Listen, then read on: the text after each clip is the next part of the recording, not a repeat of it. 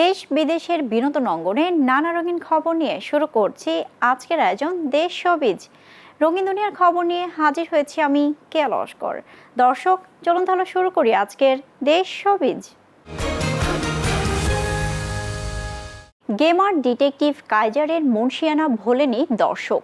আফরান নিশো অভিনীত এই সিরিজটি মুক্তির পর থেকেই দারুণ সাড়া ফেলেছিল। 2023 সালের জানুয়ারিতে হইচই ঘোষণা করেছিল এর দ্বিতীয় কিস্তি কাইজার লেভেল 2, কিন্তু 3 বছর পেরিয়ে গেলেও শুটিং শুরু না হয় ভক্তদের মনে প্রশ্ন জাগে, কাইজার 2 কি আসবে নাকি আসবে না? অবশেষে মিলল উত্তর।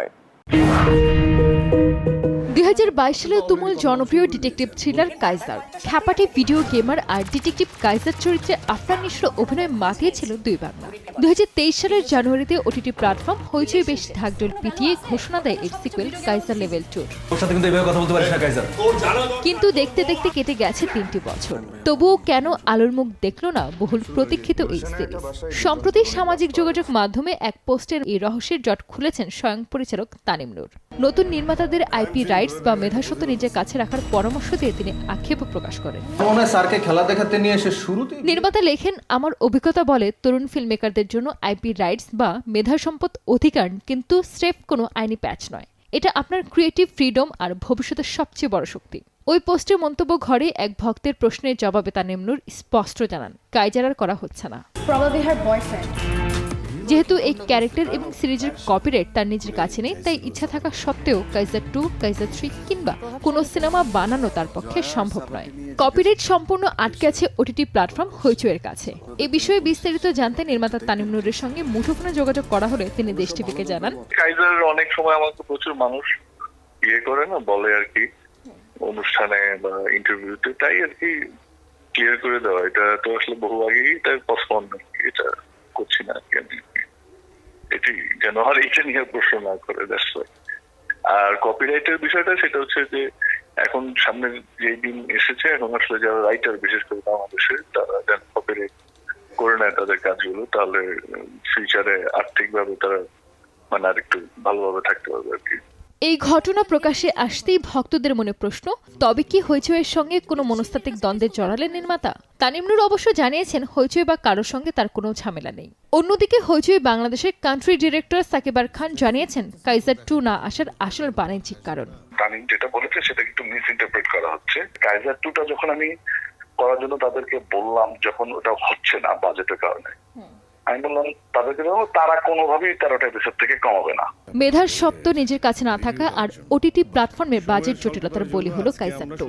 কাইজারের সেই বিখ্যাত বার্গার ডেট আর হয়তো কখনোই দেখতে পাবেন না দর্শক। নির্মাতা তানিম নূর এখন ব্যস্ত তার পরবর্তী সিনেমা নিয়ে, আর নিশো ভক্তদের মনে থেকে যাচ্ছে কেবলই একরাশ দীর্ঘশ্বাস আর না পাওয়ার গল্প। সঞ্চিতা আক্তার, দেশ টিভি।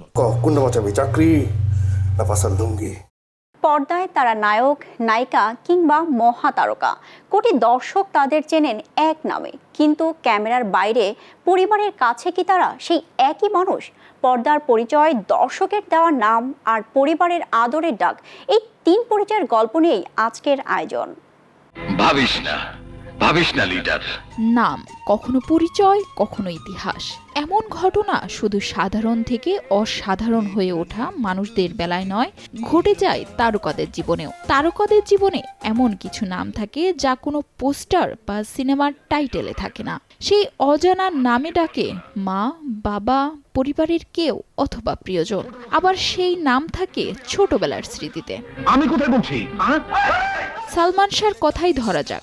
90 দশকে বাংলা সিনেমার পর্দা যার কাছে হয়ে উঠেছিল নিজের ঠিকানা, যার স্টাইল তরুণদের আইকন, তার অকাল মৃত্যুতে কেঁদেছিল গোটা বাংলাদেশ।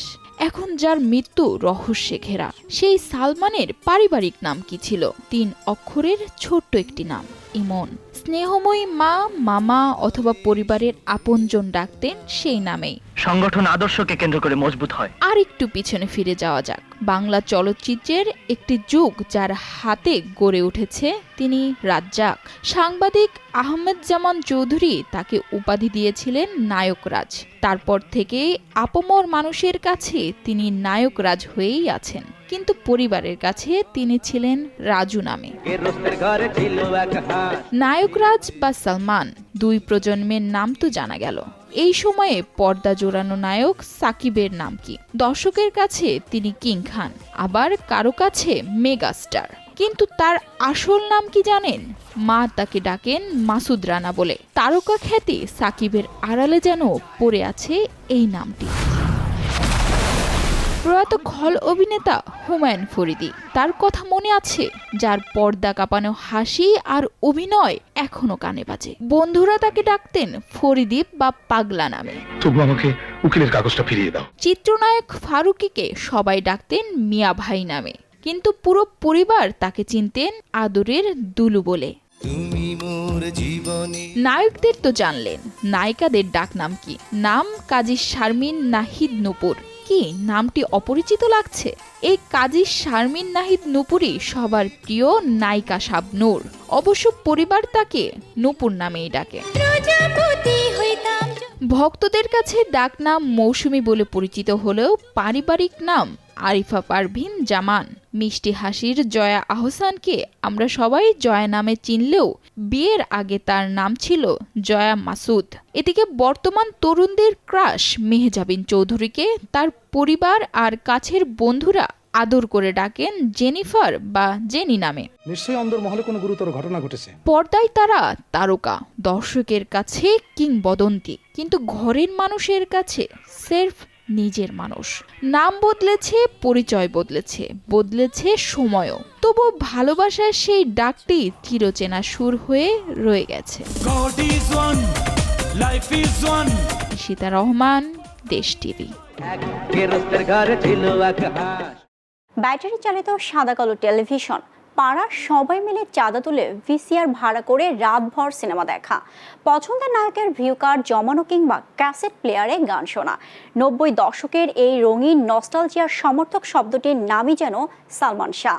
তাকে নিয়ে ভক্তদের সেই পাগলামি আর উন্মাদনার দিনগুলো এবার উঠে আসছে পর্দায়। তরুণ নির্মাতা ইভানের পরিচালনায় নির্মিত হতে যাচ্ছে নতুন সিনেমা লাভ 96।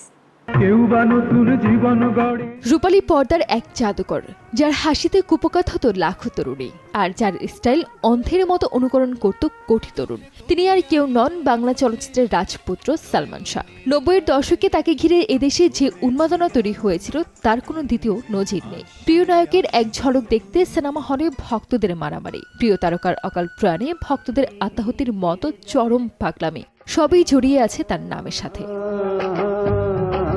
সালমান শাহকে নিয়ে ভক্তদের সেই আকাশচুম্বী আবেগ, পাগলামি আর নস্টালজিয়া এবার সেলুলয়েডের ফিতায়। রূপালী পর্দায় সেই সোনালী অধ্যায় আর পর্দার পেছনের অবিশ্বাস্য ভক্ত উন্মাদনার গল্প নিয়ে নির্মিত হয়েছে বিশেষ চলচ্চিত্র লাভ 96।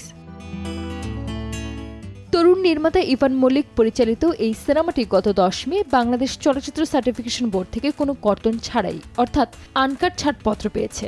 গল্পের মূল প্রেক্ষাপট আবর্তিত হয়েছে এক অন্ধ সালমান শাহ ভক্তের জীবন ও আবেগ নিয়ে। 1996 সালের 6 সেপ্টেম্বর প্রিয় নায়কের আকস্মিক প্রয়াণে স্তব্ধ হয়ে পড়েছিল পুরো দেশ। শোক সামলাতে না পেরে অনেক অনুরাগী বেছে নিয়েছিলেন আত্মাহুতি। ভক্তদের সেই মানসিক টানাপোড়েন ও হারানো বেদনাই এই সিনেমার মূল উপজীব্য। রাইসা ফিল্মসের ব্যানারে মোহাম্মদ জসিমউদ্দিনের প্রযোজনায় এই সিনেমার মাধ্যমে ঢালিউডে অভিষেক হতে যাচ্ছে নতুন জুটি আরিয়ান খান ও পূর্ণদার। সিনেমাটিতে আরও অভিনয় করেছেন শিবা শানু, সঞ্জিদা মিলা, তমাল মাহবুব, রেবেকা রৌফ, আরমান খান, প্রিয়া, ডিজে সোহেল, রুবেল রানা ও সীমান্ত খন্দকার। আগামী 6 সেপ্টেম্বর অমর নায়ক সালমান শাহ মৃত্যুবার্ষিকী। তার ঠিক দুদিন আগে অর্থাৎ 4 সেপ্টেম্বর দেশজুড়ে একযোগে মুক্তি পাচ্ছে লাভ 96। সময় বদলেছে সিনেমার ধরন, কিন্তু 90 দশকে সেই সালমান ম্যানিয়া বা সালমান উন্মাদনা আজও অমলিন।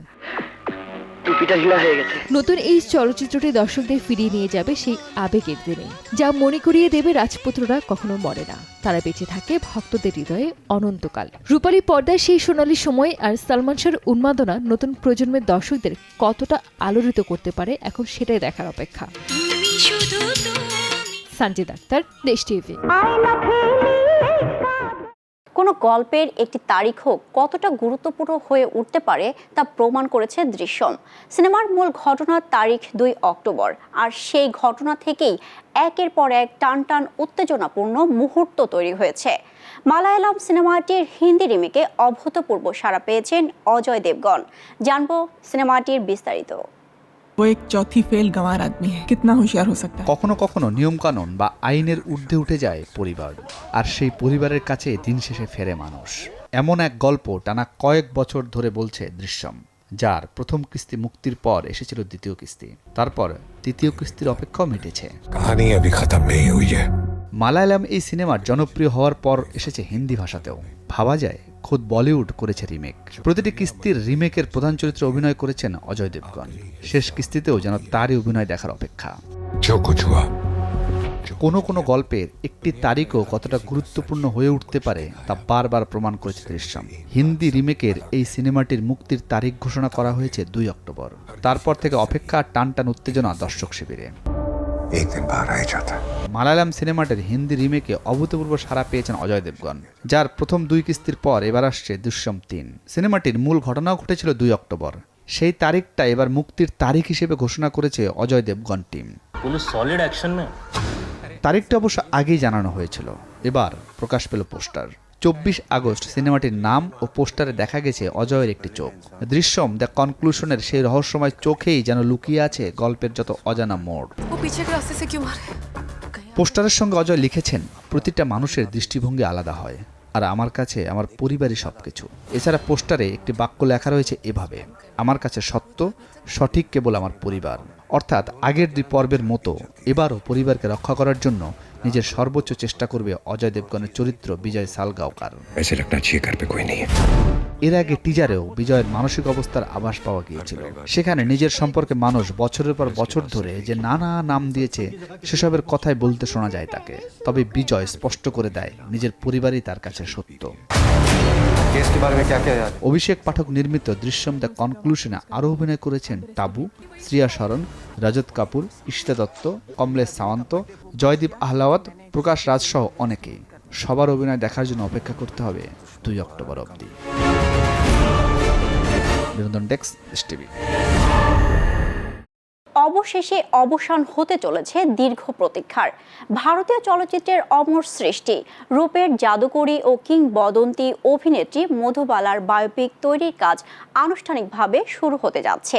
আর এই রূপসী নায়িকার জীবন রূপালী পর্দায় ফুটিয়ে তুলতে বেছে নেওয়া হয়েছে তরুণ অভিনেত্রী সারা অর্জুনকে। বলিউডের ইতিহাসে তিনি এক চিরন্তন সৌন্দর্যের প্রতীক, যার হাসিতে কুপোকা ছিল লাখ হৃদয়, আর অভিনয়ে মূর্ত হয়ে উঠেছিল সেলুলয়েডের ম্যাজিক। তিনি আর কেউ নন, বলিউডের কিংবদন্তি অভিনেত্রী মধুবালা। দীর্ঘদিন ধরে ঝুলে থাকার পর অবশেষে শুরু হতে যাচ্ছে তার বহুল প্রতীক্ষিত বায়োপিক।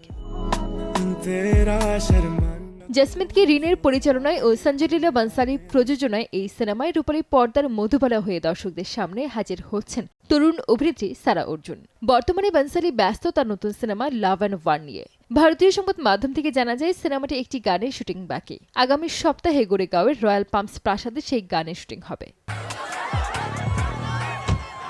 প্রতিবেদন অনুযায়ী এই গানের শুটিং শেষেই বানসালী প্রযোজনা দলের সদস্যরা মধুবালার বায়োপিকে সেট নির্মাণের কাজে লেগে পড়বেন। একই লোকেশনে সেটটি নির্মাণ করা হবে, আর চলতি বছরের সেপ্টেম্বরে সিনেমাটির শুটিং শুরু করবেন নির্মাতারা। মধুবালার মতো এক কালজয়ী চরিত্রে কে অভিনয় করবেন তা নিয়ে জল্পনা কল্পনা শেষ ছিল না। আলিয়া ভাট থেকে শুরু করে কৃতি সেনন অনেকের নামই এসেছিল আলোচনায়। তবে সবাইকে চমকে দিয়ে মধুবালা হয়ে আসছেন সারা অর্জুন।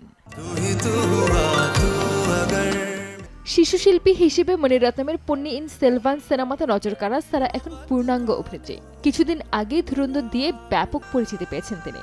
নির্মাতাদের মতে তার চোখের সরলতা এবং ধ্রুপদীর সৌন্দর্যে তাকে মধুবালার চরিত্রের জন্য নিখুঁত করে তুলেছে। জানা যায় মধুবালার বোন মধুন ব্রিজভূষণ এই সিনেমার সঙ্গে সরাসরি যুক্ত আছেন, যা নিশ্চিত করছে পর্দায় মধুবালার জীবনের সত্য ঘটনাগুলি নিখুঁতভাবে ফুটে উঠবে। এই বায়োপিকটি কেবল মধুবালার স্টারডম নয়, বরং তার পর্দার পেছনের একাকিত্ব, দিলীপ কুমারের সাথে ব্যর্থ প্রেম এবং অকাল মৃত্যুর ট্র্যাজিক গল্পকেও তুলে ধরবে। মাত্র 36 বছরের ছোট জীবনে যে ঝড় তিনি সয়েছেন তা পর্দায় ফুটিয়ে তোলা সারা অর্জুনের ক্যারিয়ারের জন্য সবচেয়ে বড় চ্যালেঞ্জ এবং একই সাথে জীবনের সেরা সুযোগ হতে যাচ্ছে। ইতিহাসের পাতা থেকে রূপালী পর্দার রাজকন্যাকে আবার জীবন্ত দেখার অপেক্ষা এখন সিনেপ্রেমীরা। সারা অর্জুন কি পারবেন মধুবালার সেই চিরচেনা জাদু পর্দায় ফিরিয়ে আনতে? এই উত্তর সময়ই বলে দেবে। সঞ্জিদ আক্তার, দেশ টিভি। जयपुर ब्लास्ट 80 लोग मारे गए। ইসলামের ইতিহাস, ঐতিহ্য ও জীবনাদর্শ দর্শকদের সামনে তুলে ধরতে শুরু আন্তর্জাতিক জনপ্রিয় দুটি ইসলামিক ধারাবাহিক বাংলায় ডাবিং করে সম্প্রচারের উদ্যোগ নিয়েছে বেসরকারি টেলিভিশন চ্যানেল এসএটিভি। ধারাবাহিক দুটি হলো মুহাম্মদ সাল্লাল্লাহু আলাইহি সাল্লাম ফ্ল্যাগস অব জাস্টিস সিজন 2 এবং ইউসুফ জুলেখা। রাজধানী একটি হোটেল আয়োজিত সংবাদ সম্মেলনে এই ধারাবাহিকের বাংলা সংস্করণ সম্প্রচারের ঘোষণা দেওয়া হয়। অনুষ্ঠানে প্রতিষ্ঠানটির কর্মকর্তারা উপস্থিত ছিলেন।